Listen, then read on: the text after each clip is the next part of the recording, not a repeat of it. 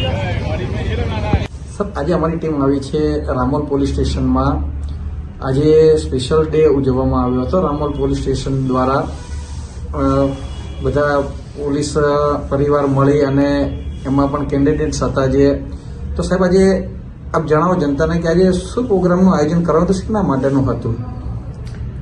આજે અમદાવાદ શહેરના ઝોન 5 વિસ્તારના રામોલ પોલીસ સ્ટેશન દ્વારા તારીખ 8/1/2025ના રોજ જે આવતી ઉત્તરાયણનો તહેવાર છે એમાં પબ્લિક પતંગ ચગાવે, દોરા જે છે એ રોડ ઉપર ફરતા હોય અને ગળામાં આવી અને ઘણા લોકોના ગળામાં ઇન્જરી થાય એવા બનાવો અવારનવાર દર ઉત્તરાયણે બનતા હોય છે.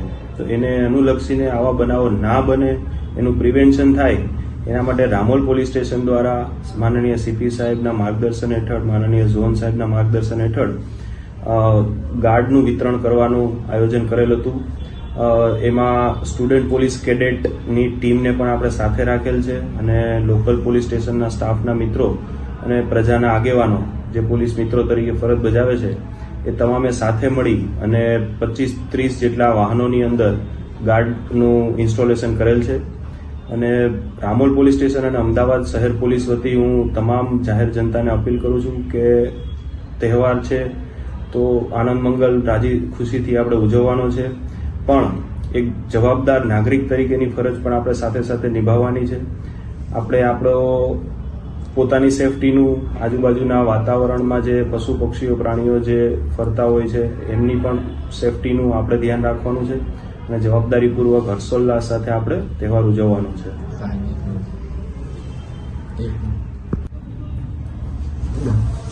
વધુમાં અમદાવાદ શહેરની તમામ જનતાને જણાવવાનું કે આજકાલ જે ચાઇનીઝ દોરીના જે બનાવો બને છે, ચાઇનીઝ દોરી વાપરવી એ કાયદેસરનો ગુનો છે, જાહેરનામાના ભંગનો ગુનો છે.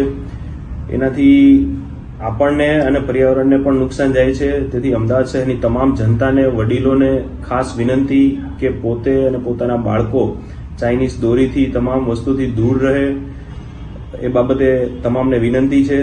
વધુમાં પોલીસ સ્ટેશન દ્વારા અને ઝોન તેમજ અમદાવાદ શહેર પોલીસ દ્વારા પણ ચાઇનીઝ દોરીના ઘણા બનાવો સામે આવે છે, એમાં ગુનો દાખલ કરેલ છે અને પોલીસ અને અનેક જે દોરા વિતરણ કેન્દ્રો છે ત્યાં રેડ કરે છે અને એમાં પણ જો મળી આવે તો કાયદેસર કાર્યવાહી કરે છે. જે ચાઇનીઝ દોરી છે એ તમામ માટે પ્રાણઘાતક છે, એનાથી બને તેટલા દૂર રહો. પોલીસ વતી હું તમામને ઉત્તરાયણ પર્વની હાર્દિક શુભકામના પાઠવું છું. ખુશ રહો, મસ્ત રહો અને સાવચેતીપૂર્વક તહેવારની ઉજવણી કરો.